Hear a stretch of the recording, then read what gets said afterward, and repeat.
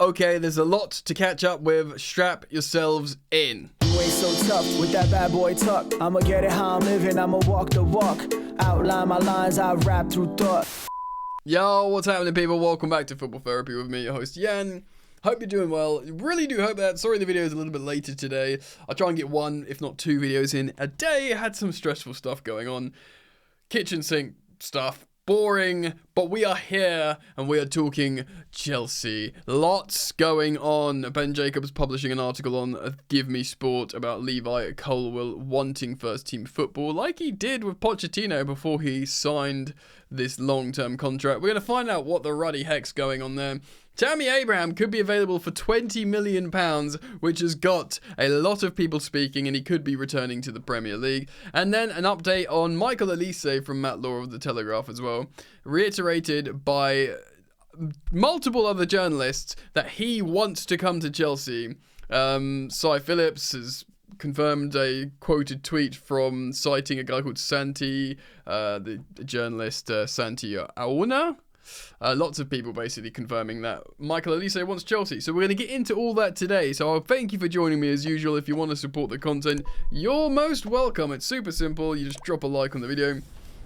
You subscribe if you want to. If you choose to do so, you should hit that sweet, sweet bell, baby. Yeah.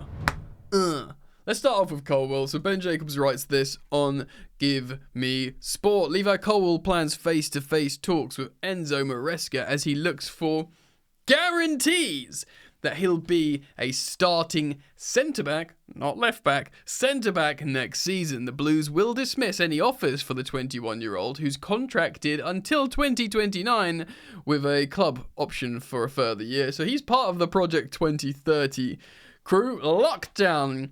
Their not for sale stance is firm this summer. Of course, we reacted about this recently. Plettenberg is his name, the Sky Sports Germany reporter suggesting that Bayern are interested. Romano came out and said, no, that Chelsea aren't going to sell him. He came out again, the Sky Sports reporter, saying, yeah, but they're interested and they want to talk to him and they've been speaking to him. They have spoken to Colwill's camp. That's been confirmed. So Colwill made 32 appearances in all competitions last season under Pochettino and was used as a left back, of course, in the early part of the campaign. Centre back is not only his preferred position, but one he is far more comfortable in. So this is music to my ears, because this is what I've been saying, bro. Colwill and Fofana expected to be two top centre-backs. Of course, new signing Tosin Adarabioyo is also expecting game time. Despite Thiago Silva departing, of course, back to Brazil, Chelsea have plenty of centre-backs at the club. Tosin, of course, is a free, big, tall striker, really, really good, good at set pieces, good at ball playing, perfect for Enzo's football. There's no guarantee Chalobah will depart. Chelsea want 25 million, but Chalobah is content at Stamford Bridge and will only leave Chelsea if he goes to a club with European football, which is totally fair. We tried to flog him to Nottingham Forest before he said no, well within his rights to do that. Wesley Fofana, my boy, will be fit next season after recovering from an ACL injury. Of course, we've got Badiashile and Disasi, seasoned centre-back partners from their time at Monaco, though they don't perform like seasoned partners, are also at the club. And there's popular Alfie Gilchrist, of course. He's expected to go on loan in the Championship. Leeds, Preston and Blackburn are all interested in Alfie. Yes, that would be good loans for him, I think, any of them. The expectation is for Fofana and Colwill will be the go-to pairing, but Adarabioyo is moved onto the premise of game time. Maresca is understood to have no issues fielding two right-footed or left-footed centre-backs. Here's my take on it. I feel like the season should start with Tosin on the right and Colwill on the left, and it will be up to Tosin to keep superstar Wesley Fofana out, and Wesley will get opportunities because we're in Europe now. Okay, the competition for places is naturally a welcome headache for the Chelsea head coach, but one of his first tasks will be to reassure Colwill of his role. Chelsea's leadership feel they did this 12 months ago. They value Colwill extremely highly, so there's no suggestion they will entertain bids or even put a price tag on him in this window. We know Liverpool were very interested. Going to throw loads of money at him. Obviously, Brighton wanted him as well. And Bayern Munich are interested. So, yeah, he knows he's got takers, but he wants to play. Colwill realises he needs a strong season to force his way back into the England setup. 12 months ago, he had come off the back of an outstanding loan spell at Brighton and was called one of the best centre-backs in England by Chelsea manager Pochettino. Colwill, who reportedly earns £100,000 a week, won, of course, the under-21 Euros in Georgia with England that summer, and impressed. He was told directly by Southgate he stood a real chance of Euro 2024. And even competing with Harry Maguire for a starting spot. Yeah, even Maguire injured. Yeah, Colwill was injured. Ultimately, he, stitched him up a little bit. It's fine. He's still so young. How old is he? 20, 21? Colwill is not pushing to leave Chelsea now as much. He's basically seeking clarification on Maresca's plan for him. I've got no issue with this. I've seen people on social media go, "Oh, he's Billy Big Balls and thinks he's all that and demanding to play." And it sort of goes to, is it Pochettino who said it or Tuchel? I swear it was a Chelsea manager. Was it a Chelsea manager? A manager recently said, "You don't sign for a club to play. You sign for a club to train for the right to play." And I like that. So many people will be looking through that lens going, "Oh, here it is. Billy Big so-and-so wants to just guaranteed playtime." But I'm not sure it is. I think it's just Colwill saying, "Look, what's going on here? Am I going to play? Can I just talk about what's happening here? I want to be set and locked in what's going on." I've got no issue with that. So let's talk forwards, baby. Starting off with Tammy Abraham. Remember him? Sort of got muscled out by, it wasn't Tuchel, kind of the end of Lampard. He was playing Giroud over Tammy Abraham. He's playing Kai Havertz as a striker over Tammy Abraham as well. So Tammy really got bumped down. But he was good. His first season under Lampard, the transfer ban, he got 15 non-penalty goals, which is better than what Jackson's got this season. And that was it's not his first season in the top flight because he had Swansea, didn't he? But, yeah, man. Matt Law writes this: Abraham could be offered a route back into the Premier League this summer, with a number of clubs keeping an eye on the striker's situation. Of course, Roma are braced for bids for the former Chelsea striker, who's returned to fitness. Of course, he was 10 months out with a knee injury. West Ham United, Tottenham Hotspur. Now, Tammy is a Chelsea boy and an Arsenal fan historically. Does he want to go to Tottenham? I'd be very surprised. And Aston Villa, Champions League club. But Aston Villa, what would they be doing? Would they be replacing John Duran with Tammy Abraham? They're all in the market for strikers this summer and are all aware Abraham could be attainable. I mean, he's in his prime now. He's like Dom Solanke. He scored 50. Dom scored 19 goals in the Premier League for Bournemouth, which is a great return considering Tammy scored 15 for Chelsea. And we had good players, at the time under Lampard. Obviously Hazard went, but we still had good players in the midfield. Yes, so Spurs have not made a firm decision on whether to move for Abraham, or Villa are only likely going to try and fill the position if John Duran completes a move to Chelsea, which is likely. Well, pretty likely. We've spoken about it recently. There's interest from Abraham from clubs elsewhere in Europe. The 26-year-old is expected to be presented with a series of options. Abraham scored as a substitute after coming back from his long-term injury for Roma. During the season on loan at Villa, Abraham scored 26 goals, and that broke a record for a U21 player in a season. 26 goals. I think he did really well at Bristol City when he was even younger as well.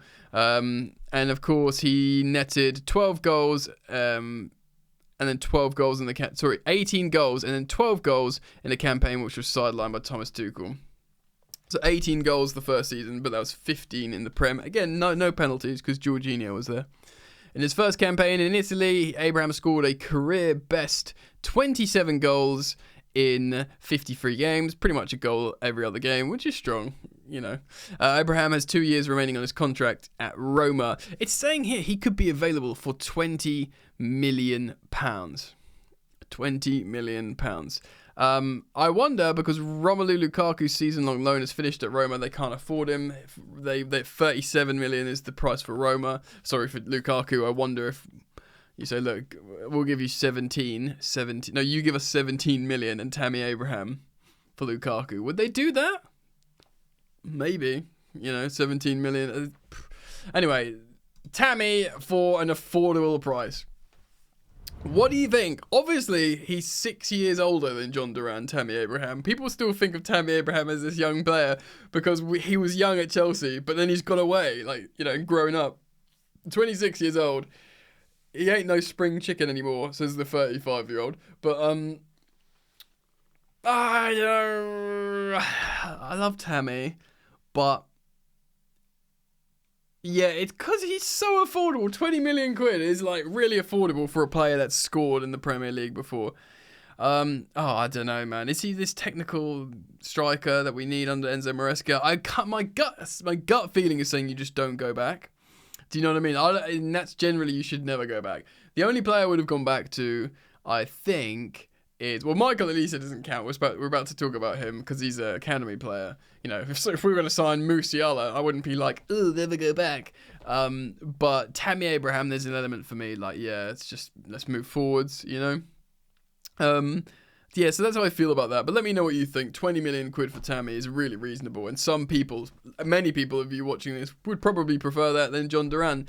I don't know. I've seen John Duran, his numbers a little bit more. He's really good at heading as well. And he's so much younger. I just wonder if John Duran would make more sense. Let me know what you think on that. Let's move on. So again, Matt Law writes on Michael Olise, Chelsea have contacted Crystal Palace over a move for Michael Olise as the Stamford Bridge club step up their interest in their attacking transfer plan. Telegraph Sport has revealed this week that Chelsea have rekindled their interest, of course, in the aforementioned John Duran of Aston Villa, speaking with the Midlands club over a fee, and it's now emerged that contact has also been made for winger Olise. Catch up, bro! Chelsea failed in a bid to sign him last summer and now have made their first move towards trying to secure the transfer this summer. It's understood Olise has a £60 million release clause in his Crystal Palace contract, although sources claim it's not as straightforward and may only be triggered by a Champions League club. God darn it. Man United are also thought to be interested in Olise. Well, they don't want the Champions League either. Whose brother Richard, who is a defender, already plays for Chelsea, of course. Newcastle United and Bayern Munich have been credited with making a check in on him too. Newcastle United, famously not in Europe next season as well. Bayern Munich don't like spending silly money at the moment. Well, of course they spent the money on Kane, but I just don't see them dropping 60 on Olise. Duran is understood to want Chelsea, who are interested in the signing. Of course, in January, he wants to go to Chelsea. Meanwhile, Conor Gallagher has insisted he's not thinking about his Chelsea future while he's at Euros. It's also, by the way, on a fleeting tangent, been reported that Gallagher could still sign an extension with Chelsea. I believe that was reported in The Guardian. Yes, and Gallagher said he just wants to focus on the tournament. Asked whether or not he found dealing with the uncertainty of his future difficult with England, he says it's not difficult. He also, by the way, look, there's a bit more. You can read this if you want. Let's break it down.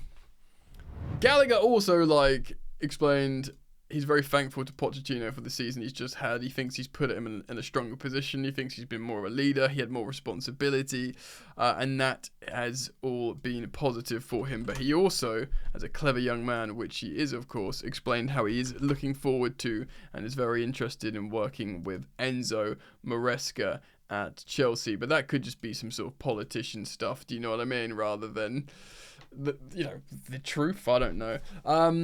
So Gallagher, will see what happens. John Duran, I do kind of would feel okay if we signed John Duran. I don't want to necessarily long term nail my colours to the mast with this one. But right now, my instinct, my inkling, my gut feeling is I'd probably rather sign John Duran than Tammy Abraham. Let me know what you think about that in the comments.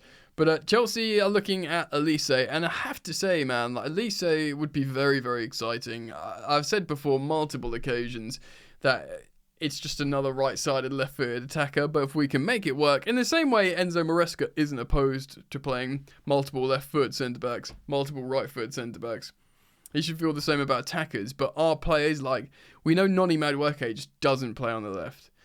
Cole Palmer just doesn't play on the left. Cole Palmer can play in the middle and the right. It makes you think, actually, because Olise can drift inside quite comfortably. If we do continue playing, I know this doesn't really suit Enzo's system, but if there is a phase of play when you've got a player in the hole, like a number 10, and then a right winger, you can start both Olise and Cole Palmer because they can just switch comfortably, and then you got two amazing talents that you're accommodating, and they can both play with each other on the pitch, and then, you know, pick your left winger out of a hat. Do you know what I mean? And maybe that inverted sort of player is sort of that kind of attacking 8, sort of attacking 10. That's an Enzo Maresca system where it's a little bit complicated, but I do think they could both play on the same pitch together in the same starting lineup. Yeah, man, things are happening. We are going to make a lot of signings and transfers. We're going to make a lot of transfers because that is both ins and outs, isn't it? I expect to see a few players go out and a decent amount of players come in, ultimately seeing a lot of business at Chelsea in this summer. It's going to be kind of exciting, actually. So, yeah, you know, stick with me. Keep it locked, guys. If you have subscribed, hit the bell notifications icon because stories will pop off, and I'm going to be close to my desk now, so I will react accordingly and quickly to these pieces of Chelsea news. So in the meantime, I'll thank you for joining me. I look forward to seeing you back right here on Football Therapy. Take care of yourselves. Peace.